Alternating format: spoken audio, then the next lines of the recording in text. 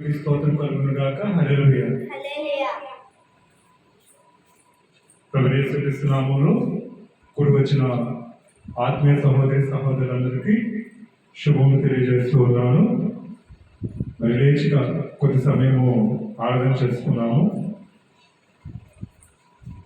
అందరం కలిసి మేలులు నీ మేలులు మర్చిపోలేని అనే కీర్తన పాడుకుంటూ ప్రభు నామమున పాడుతాము.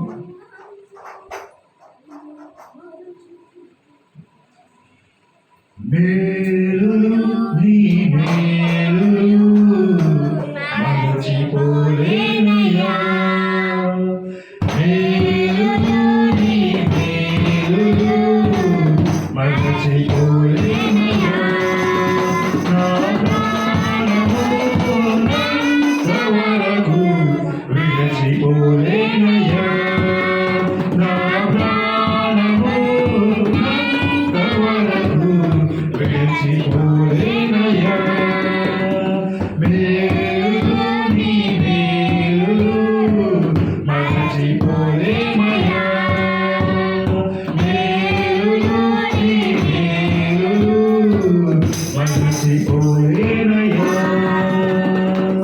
కొండలలో ఉన్నను నీవు మరచిపోలేనయ్యా, శ్రమలలో ఉన్నను నీవు విడిచిపోలేనయ్యా, కొండలలో ఉన్నను నీవు మరచిపోలేనయ్యా, శ్రమలలో ఉన్నను నీవు విడిచిపోలేనయ్యా, ఇది గుర్రెపిల్ల మనసయ్యా, ఏదయ్యా గుర్రెపిల్ల మనసయ్యా, ఇది గుర్రెపిల్ల మనసయ్యా, ఏదయ్యా గుర్రెపిల్ల మనసయ్యా, ఇది గుర్రెపిల్ల మనసయ్యా, ఏదయ్యా గుర్రెపిల్ల మనసయ్యా, మేలులు నీ మేలులు మరచిపోలేనయ్యా, మేలులు నీ మేలులు మరచిపోలేనయ్యా. ఆదిలో ఉన్నను నేను మారిపోలేనయ్యా, జనములలో వెళ్ళినా నేను మునిగిపోలేనయ్యా, అగ్నిలో ఉన్నను నేను కాలిపోలేనయ్యా, జనములలో వెళ్ళినా నేను మునిగిపోలేనయ్యా, నీది మౌనము మనసయ్యా, ఏదయ్యా మౌనము మనసయ్యా, నీది మౌనము మనసయ్యా, ఏదయ్యా మౌనము మనసయ్యా, నీది మౌనము మనసయ్యా, ఏదయ్యా మౌనము మనసయ్యా, మేలులు నీ మేలులు మరచిపోలేనయ్యా, మేలులు నీ మేలులు మరచిపోలేనయ్యా, చీకటిలో ఉన్నాను నన్ను మరచిపోలేనయ్యా, దుఃఖములో ఉన్నాను మంచి స్నేహితుడవయ్యావయ్యా, చీకటిలో ఉన్నాను నన్ను మరచిపోలేనయ్యా, దుఃఖములో ఉన్నాను మంచి స్నేహితుడవయ్యావయ్యా, ఇది ప్రేమించే మనసయ్యా, ఏదయ్యా ప్రేమించే మనసయ్యా, ఇది ప్రేమించే మనసయ్యా, ఏదయ్యా ప్రేమించే మనసయ్యా, ఇది ప్రేమించే మనసయ్యా, ఏదయ్యా ప్రేమించే మనసయ్యా, మేలులు నీ మేలులు మరచిపోలేనయ్యా, మేలులు నీ మేలులు మరచిపోలేనయ్యా.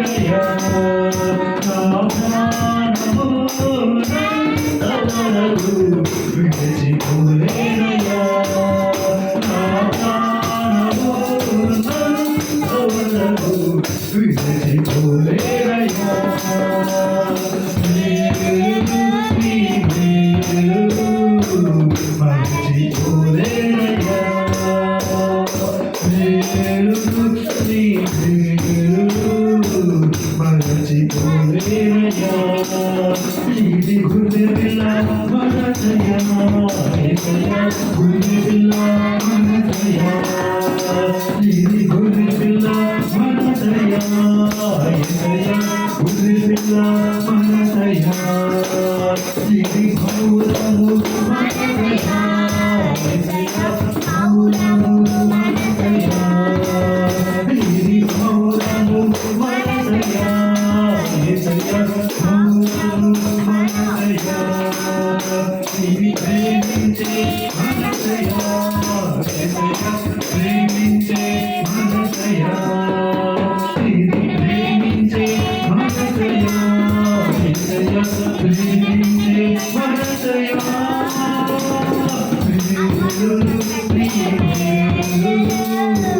మరచిపోలేనయ్యా. మేలులు నీ మేలులు మరచిపోలేనయ్యా. నా ప్రాణము విడిచిపోలేనయ్యా. నా ప్రాణము విడిచిపోలేనయ్యా.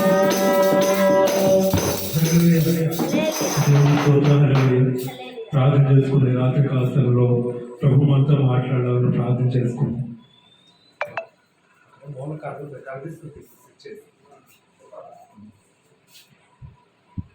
ప్రార్థన చేసుకున్నాము. ఈ యొక్క రాత్రికాల సమయంలో దేవుడు మన యొక్క జీవితాల్లో చేసిన మేలును బట్టి, ఆయన చూపిన కృపను బట్టి, అయ్యా దేవా, అయ్యా మేలులు నీ మేలులు మేము మర్చిపోలేమయ్యా, ఈ లోకంలో మేము మర్చిపోలేమయ్యా. అయ్యా ప్రభు, నా ప్రాణం అన్నంత వరకు నాయన తండ్రి, అయ్యా నేను విడిచిపోను ప్రభు. అయ్యా తండ్రి, ఏ రీతిగా అయితే ప్రభు అయ్యా మీరు మమ్మల్ని విడవని దేవుడిగా ఉన్నారు, ఏ రీతిగా అయితే ప్రభు అయ్యా ఎందుకో ప్రభు మమ్మల్ని మరువని దేవుడిగా మీరు ఉన్నారు. అయ్యా ఎందుకో నాయన తండ్రి, ఈ యొక్క రాత్రి కావాల్సిన ప్రభు అదే విధంగా ప్రభు మా ప్రాణం ఉన్నంత వరకు కూడా ప్రభు నేను విడిచిపెట్టను ప్రభు. మా ప్రాణం ఉన్నంత వరకు కూడా నేను మర్చిపోలేను ప్రభు. అయ్యా అంధకార లోయల్లో బడి నేను నడుచున్నాను, గడాంధకారంలో సంచరించినను నీవు నాకు తోడై ఉన్నావని దావిపాటు అంటుండగా ప్రభు, నీ దుడిగా నీ దండము నన్ను ఆదరించండి ప్రభు. తండ్రి నీకు వాక్యం చదివిస్తుండగా ప్రభు మీరు ఆదరించండి ప్రభు, మీరు ఆదుకోనండి ప్రభు. నీతి యొక్క రక్షణార్థము ఆదుకోనండి ప్రభు. అయ్యా యొక్క రాత్రి కాలంలో ప్రభు నిజముగా మీరు మాట్లాడండి, నిజముగా తండ్రి ఇదిగో ప్రభు అయ్యా నీకు మొరపెడుచుకుంటాం ప్రభు, నిజముగా తండ్రి నేను ఆలోచిస్తూ ఉన్నాం ప్రభు. తండ్రి ఆరాధనకు యోగ్యుడు అయినదేమో, మా సృష్టికర్త విమోచనకర్త అయినదేమో, అసలు ఆశీర్వాదాలకు కారణభూతుడు అయినదేమో.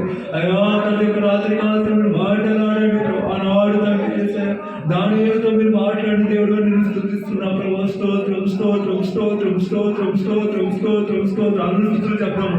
ఎవరు మౌనంగా ఉండదు, స్తుతిద్దాం దేవుడు. స్తుతి స్తుతి స్తుతి స్తుతి స్తుతి స్తుతి స్తుతి స్తోత్రం స్తోత్రం స్తోత్రం స్తోత్రం స్తోత్రం స్తోత్రం. అయా ప్రభుత్వ మాట్లాడే దేవానికి స్తోత్రం స్తోత్రం స్తోత్రం స్తోత్రం. అయా ప్రభుత్వ మాట్లాడే దేవానికి స్తోత్రం స్తోత్రం స్తోత్రం స్తోత్రం స్తోత్రం స్తోత్రం. ఇర్మియా ప్రభుత్వ మాట్లాడే దేవానికి స్తోత్రం స్తోత్రం స్తోత్రం స్తోత్రం. రాత్రి కాల్సిన మాతో మాట్లాడుచున్న దేవానికి స్తోత్రం స్తోత్రం స్తోత్రం చెల్లించుకొచ్చున్నాం ప్రభు. ఎల్లవేళ గర్భచ్చే బిడ్డగా ప్రభు, ఎల్లవేళ స్థితించేవారుగా, ఆరాధించేవారుగా, పరిశుద్ధ నామాన్ని సేవించేవారుగా మమ్మల్ని మీ సంపూర్ణ నిలబెట్టుకోనండి అయ్యా.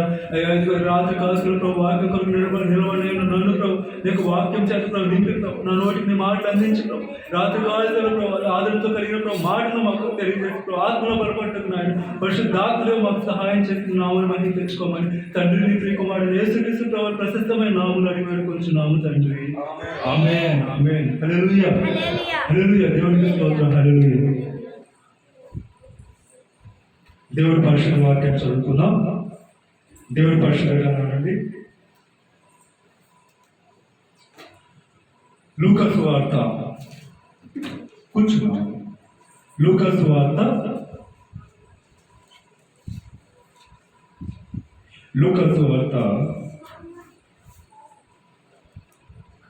9వ 9వ అధ్యాయము,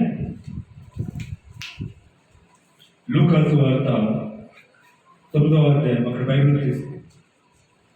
లూకాసు వార్త 9వ అధ్యాయము 50వ వచనం నుండి 55వ వచనం వరకు చదువు. 51 నుండి 55 వరకు. లూకాసు వార్త 9వ అధ్యాయం 51 నుండి 55 వరకు. ఆయన పరమునకు చేర్చుకొనబడు దినములు పరిపూర్ణమవుతున్నప్పుడు ఆయన యెరూషలేమునకు వెళ్ళుటకు మనస్సు స్థిరపరచుకొని తనకంటే ముందుగా దూతలను పంపాను. వారు వెళ్ళి ఆయనకు బస సిద్ధము చేయవలనని సమరయుల యొక్క గ్రామంలో ప్రవేశించింది. కానీ ఆయన యెరూషలేమునకు వెళ్ళ నభిముఖుడైనందున వారు ఆయనను చేర్చుకొనలేదు. శిష్యులైన యాకోబును యోహానును అది చూచి, ప్రభువా, ఆకాశము నుండి అగ్ని దిగి వీటిని నాశనము చేయనట్లు మేము ఆజ్ఞాపించడం నీకు ఇష్టమా అని అడుగగా ఆయన వారి తట్టు తిరిగి వారిని గద్దించారు. అంతటా వారు వారి యొక్క గ్రామములకు వెళ్ళి దేవుడు తన పరిశుద్ధ వాక్యమును మన వినికిడిలో దీవించి ఆశీర్వదించునుగాక. ఆమేన్. హల్లెలూయా, హల్లెలూయా. దేవునికి స్తోత్రం. హల్లెలూయా. ఈ రాత్రికాల సమయంలో సృష్టికర్త అయిన దేవుడు, సైన్యులకు అధిపతి యెహోవా దేవుడు, మహాదేవుడు, మహా గరుడైన దేవుడు, నిజమైన దేవుడు, సత్య దేవుడు అయిన సైన్యులకు అధిపతి యెహోవా దేవుడు తన యొక్క కుమారుడైన యేసుక్రీస్తుని ఈ లోకానికి పంపించి ఉన్నాడు. ఎందుకు దేవుడు యేసుక్రీస్తు ప్రభువుని ఈ లోకానికి పంపించాడు? యేసుక్రీస్తు ప్రభు పుట్టుకను మనం చేసుకోడాక క్రిస్మస్ నెల వచ్చిందంటే మనం ఏం చేస్తాం? యేసు ప్రభు యొక్క జన్మదినాన్ని మనం జరుపుకుంటాం. యేసుక్రీస్తు ప్రభు యొక్క జన్మదినాన్ని మనం జరుపుకోవడానికి దేవుడు ఆయన ఈ లోకానికి పంపించాడా? ఒకవేళ ఆయన జన్మదినాన్ని జరుపుకోవడానికి ఈ లోకానికి పంపించినట్లయితే ఆయన పుట్టుక తేదీ అనేది పరిశుద్ధ గ్రంథంలో మనకు ఇవ్వబడలేదు. మరి యేసుక్రీస్తు ప్రభువుని ఈ లోకానికి పంపించినప్పుడు ఆయన జననాన్ని మనం జ్ఞాపకం చేసుకుంటా చాలా సంతోషకరమైన విషయం.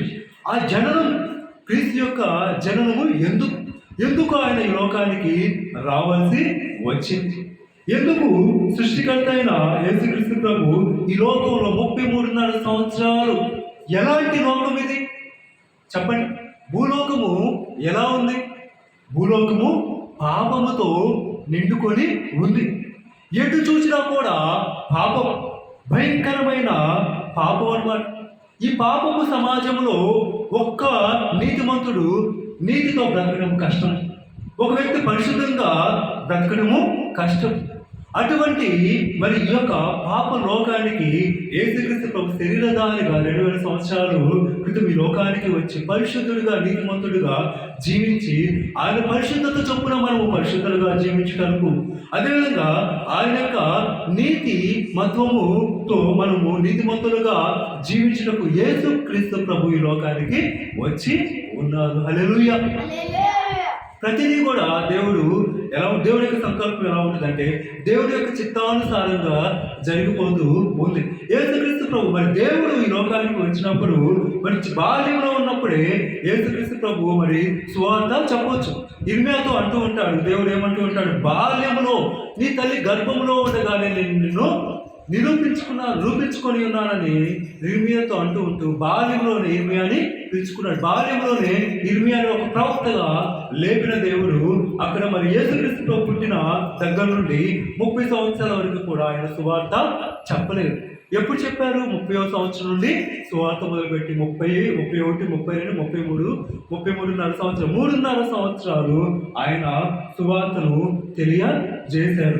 అక్కడ మరి రాయబడింది ఏమని ఉందంటే ఆయన పరమునకు చేర్చుకున్నవాడు దినములు పరిపూర్ణమవుతున్నప్పుడు. హల్లెలూయా.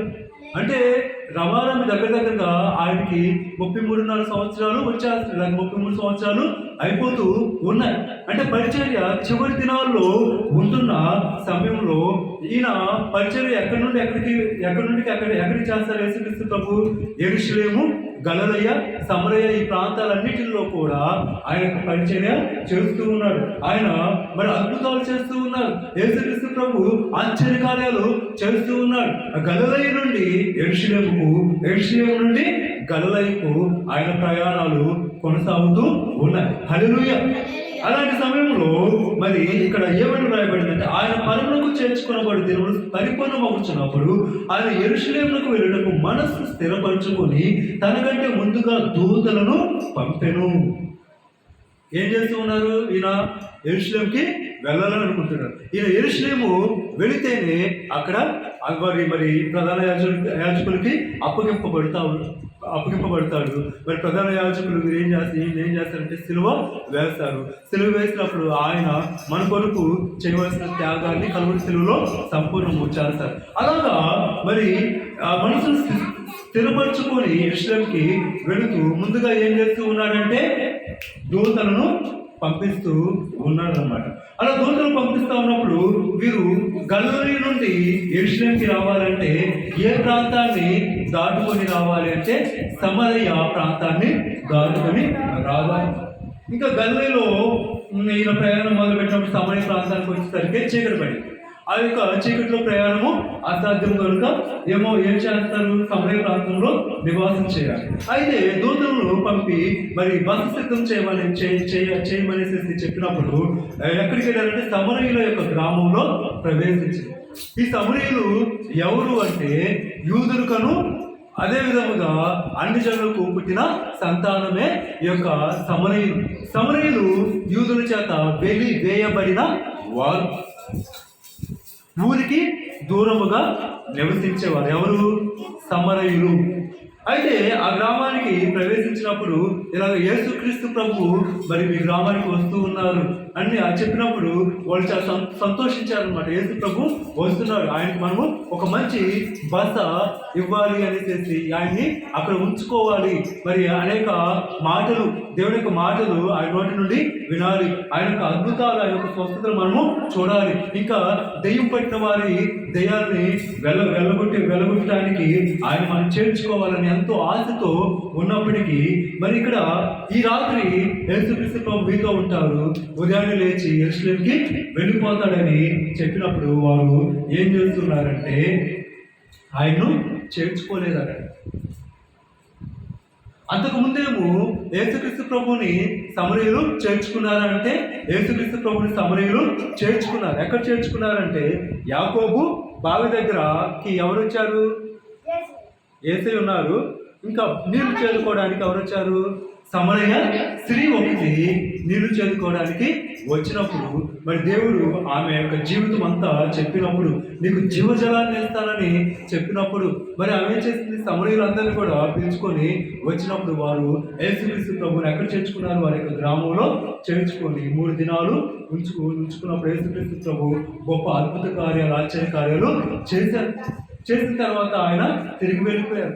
అయితే అలాంటి యేసుక్రీస్తు ప్రభు ఎప్పుడైతే మళ్ళా యెరూషలేము వెళ్ళాలని అనుకుంటూ ఉన్నాడో వీళ్ళు చేర్చుకోవడానికి ఇష్టపడలేదట.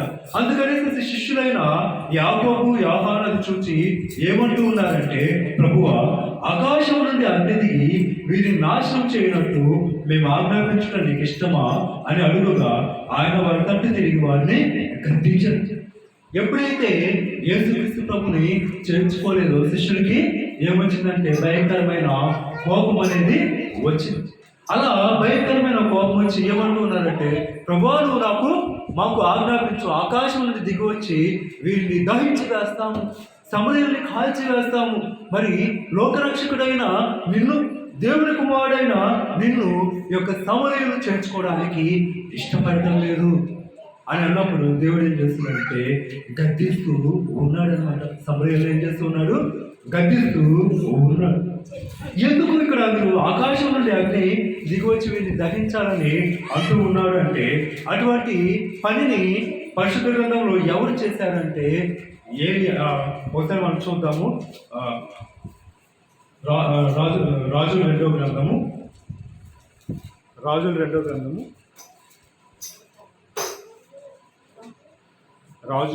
గ్రంథము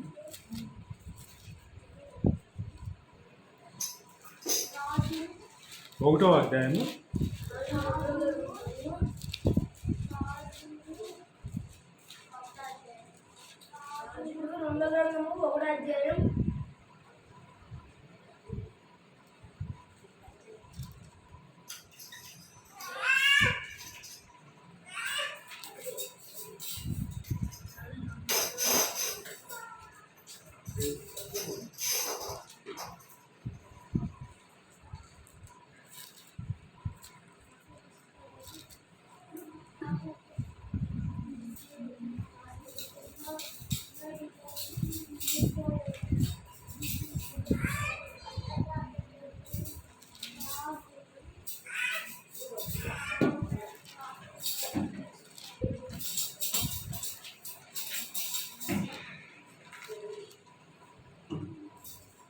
1వ అధ్యాయము 10వ వచనం చదువుతాం.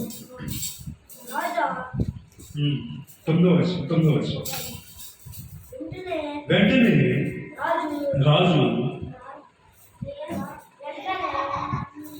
రాజు 50 మందికి అధిపతి అయిన ఒకరిని వారి 50 మందితో కూడా ఏలియా యొద్దకు పంపాడు. అతడు కొండ మీద కూర్చొని ఉండగా అధిపతి ఎక్కి అతని సమీపంలోకి పోయి, దైవజనుడా, నీవు దిగి రావాలని రాజు ఆజ్ఞాపించుచున్నాడు. అందుకు ఏలియా, నేను దైవజనుడైతే అగ్ని ఆకాశం నుండి దిగి వచ్చి నిన్ను నీ 50 మందిని దహించునుగాక అని 50 మందికి అధిపతి అయిన వారితో చెప్పగా, అగ్ని ఆకాశం నుండి దిగి వారి 50 మందిని దహించు. ఇక్కడ శిష్యులు ఏమంటూ ఉన్నారంటే, వీరు నిన్ను చేర్చుకోలేదు కాబట్టి ప్రభువా, ఆకాశం నుండి అగ్ని దిగి వచ్చి వీరిని దహించుట నీకు ఇష్టమని అడుగుతున్నారు. అంటే ఏలియా ఏ రీతిగా అయితే మరి దేవుడికి ప్రార్థన చేసినప్పుడు ఆ యొక్క 50 మందిని ఆకాశం నుండి అగ్ని దిగి వచ్చి దహించి వేసిందో, అదేవిధంగా ఏలియా లాగా వీరు చేద్దామని అనుకున్నారు. ఏమనుకున్నారు? ఏలియా ప్రవక్త చేసినట్లుగా ఆకాశం నుండి అగ్ని దిగి ఆ యొక్క మనుషులు దహించినట్లుగా ఆ సమరయులను కూడా కాల్చివేద్దాం అనేసి అనుకున్నారు. యేసుక్రీస్తు ప్రభువు నశింపజేయడానికి లోకానికి వచ్చాడా, కాపాడటానికి లోకానికి వచ్చాడా? కాపాడటానికి, రక్షించడానికి ఈ లోకానికి వచ్చాడు, నశింపజేయడానికి రాలేదు. కానీ ఎప్పుడైతే శిష్యులు ఆ రీతిగా అంటూ ఉన్నారో అప్పుడు దేవుడు ఏం చేస్తున్నాడంటే శిష్యుల్ని గద్దిస్తూ ఉన్నాడనమాట.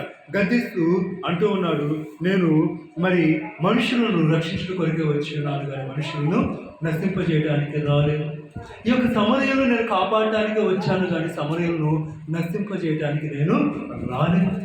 మీరెందుకు మరి ఆకాశం నుండి అగ్ని పంపించమని అడుగుతూ ఉన్నారని దేవుడిని అక్కడ యాకోబుని పేతుని గద్దిస్తూ ఉన్నారన్నమాట. మరి దేవుడు మనకు సమీపముగా ఉన్నప్పుడు, దేవుడిని మనం పరిపూర్ణంగా కలిగి ఉన్నప్పుడు మన కోపాన్ని బట్టి, మన యొక్క ఆవేశాన్ని బట్టి ఇతరులను మనము శపించేవారిగా ఉండకూడదని దేవుని యొక్క వాక్యము స్పష్టంగా తెలియజేస్తూ ఉంది. ఇంకా తర్వాత కింద మనం గమనించినట్లయితే 56వ వచనంలో, అంతటి వారు మరొక గ్రామంలోకి వెళ్ళి వారు మార్గంలో వెళ్ళుచుండగా ఒకడు, నీవెక్కడికి వెళ్ళాను, నీ వెంట వచ్చిందని ఆమెతో చెప్పగా, అందుకు యేసు, నక్కలకు బొరియలను ఆకాశ పక్షులకు నివాసములు కలవగానే మనిషి కుమారునికి తలవాల్చుకుంటే స్థలం లేదని అతనితో చెప్పారు. ఇక యేసుక్రీస్తు ప్రభు అలా వెళ్తూ ఉన్నాడు, వేరే గ్రామానికి వెళ్తూ ఉన్నప్పుడు పరిగెత్తుకుంటా ఒక వ్యక్తి వచ్చి ఏమంటున్నాడు, ప్రభువా, నీవెక్కడికి వెళ్ళినను నేను అక్కడికి వస్తాను అని అంటూ ఉన్నప్పుడు యేసుక్రీస్తు ప్రభు ఏమంటున్నాడు, నక్కలకు బొరియలు ఉన్నాయట, ఆకాశ పక్షులకి నివాస స్థలం ఉన్నాయి, కానీ మనుష్య కుమారుడు తలవాల్చుకోవడానికి స్థలం అనేదే లేదు.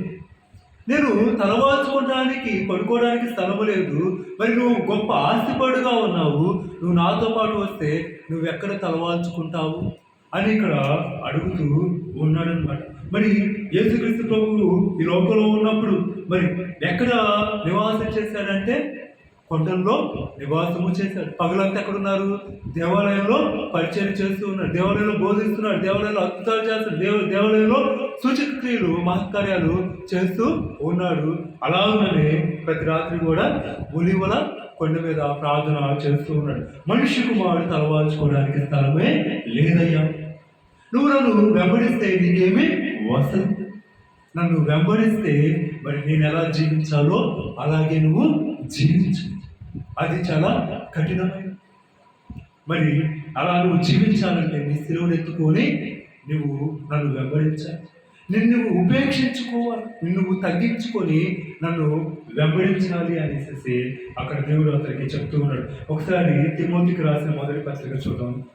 తిమోతికి రాసిన మొదటి పత్రిక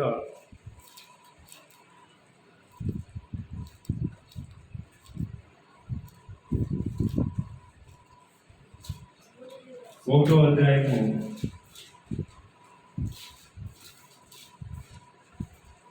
15వ వచనం. తిమోతికి రాసిన మొదటి పత్రిక 1వ అధ్యాయం 15వ వచనం.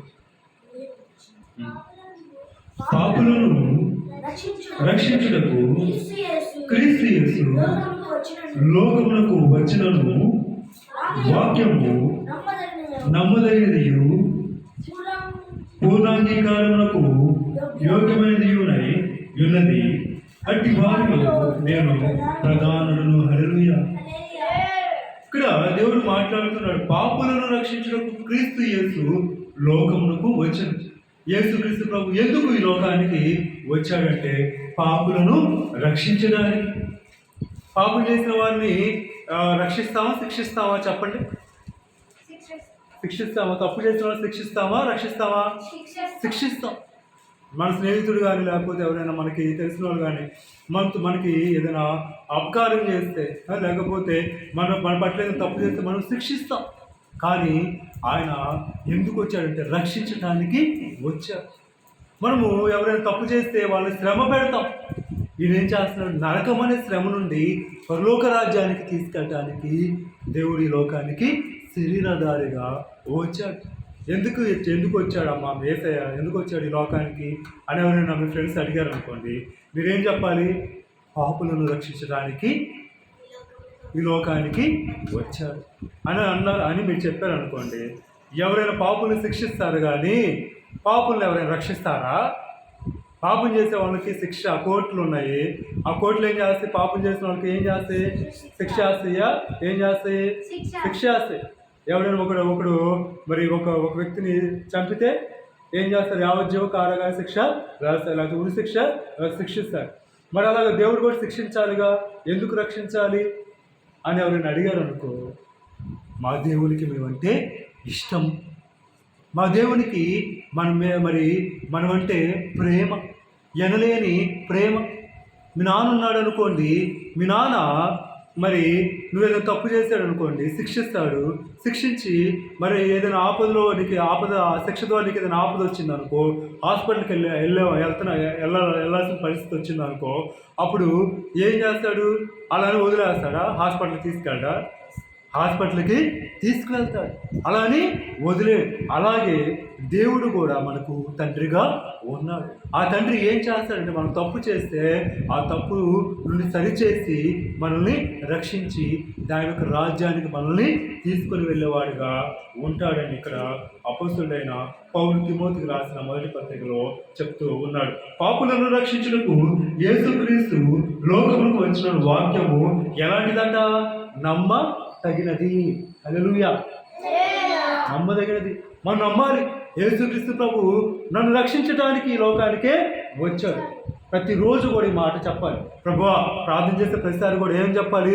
ప్రభువా, నన్ను రక్షించడానికి నువ్వు ఈ లోకానికి వచ్చావు ప్రభువా, నీ రక్షణను నేను కాపాడుకుంటాను ప్రభువా, నీ రక్షణను నేను నిర్లక్ష్యము చేయను ప్రభువా అని మనము పదే చెప్పాలని దేవుడు తెలియజేస్తూ ఉన్నాడు. మళ్ళా పూర్ణాంగీకారంకు యోగ్యమైనదై ఉన్నదంట. అంటే అంగీకరించాలి. యేసుక్రీస్తు ప్రభు మనల్ని రక్షించడానికి ఈ లోకానికి వచ్చాడని పరిపూర్ణంగా మనము అంగీకరించాలని దేవుడు స్పష్టంగా ఈ యొక్క రాత్రి కాలంలో మనతో మాట్లాడుతూ ఉన్నాడు. హల్లెలూయా. ఇంకా మనము కిందకి వెళ్ళినట్లయితే గల్తీలకు రాసిన పత్రిక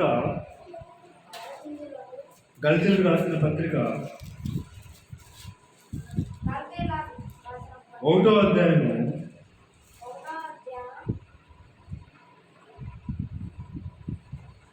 15వ వచనం చదువు. 15వ వచనం చదువు. 1:15. అయినను తల్లి గర్భమునందు పడినది మొదలుకొని నన్ను ప్రత్యేకపరిచి తన కృపచేత నన్ను పిలిచిన దేవుడు నేను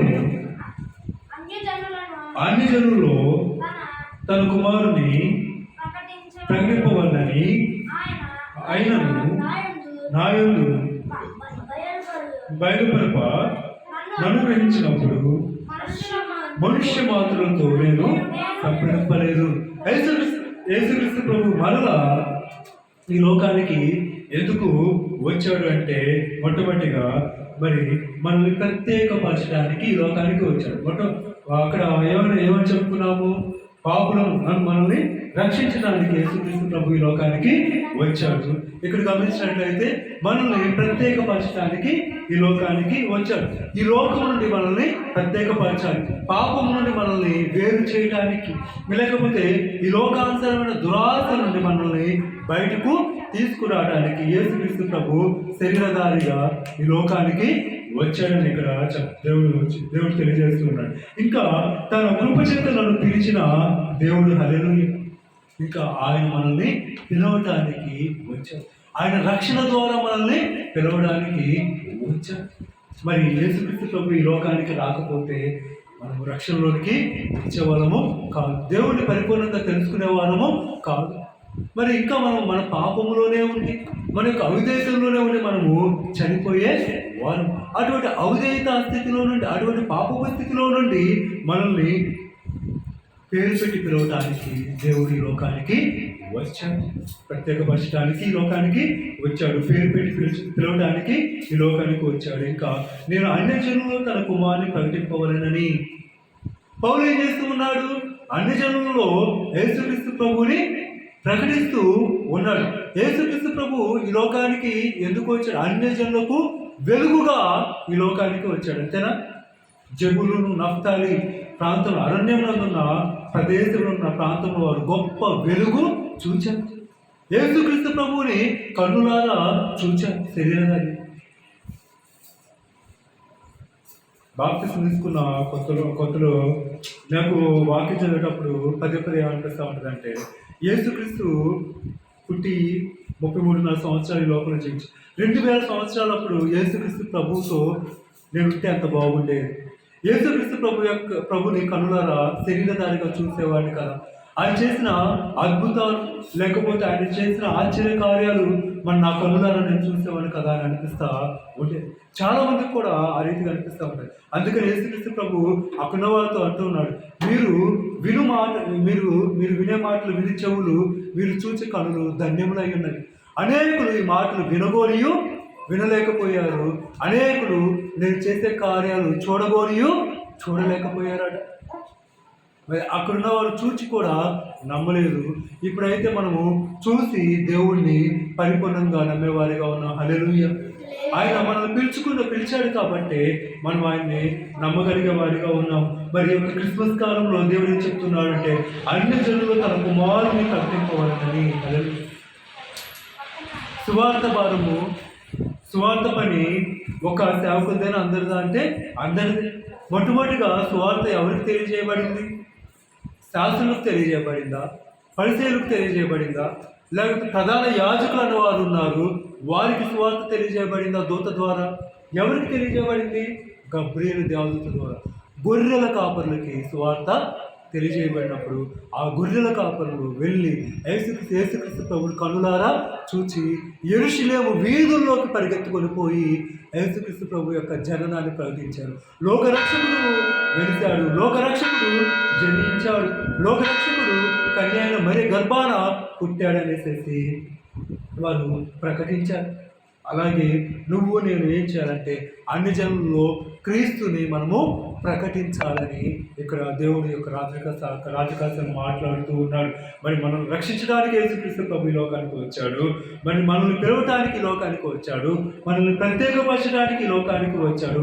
అన్య జనులలో మనము క్రీస్తు సువార్తను ప్రకటించడానికి అనేకుల్ని దేవుని యొక్క రాజ్యం వైపు త్రిప్పడానికి యేసుక్రీస్తు ప్రభు శరీరధారిగా ఈ లోకానికి వచ్చాడని దేవుని యొక్క వాక్యము సెలవిస్తా ఉంది. ఇంకొక వాక్యం చూద్దాము. ఎఫెసీయులకు రాసిన పత్రిక 2వ అధ్యాయము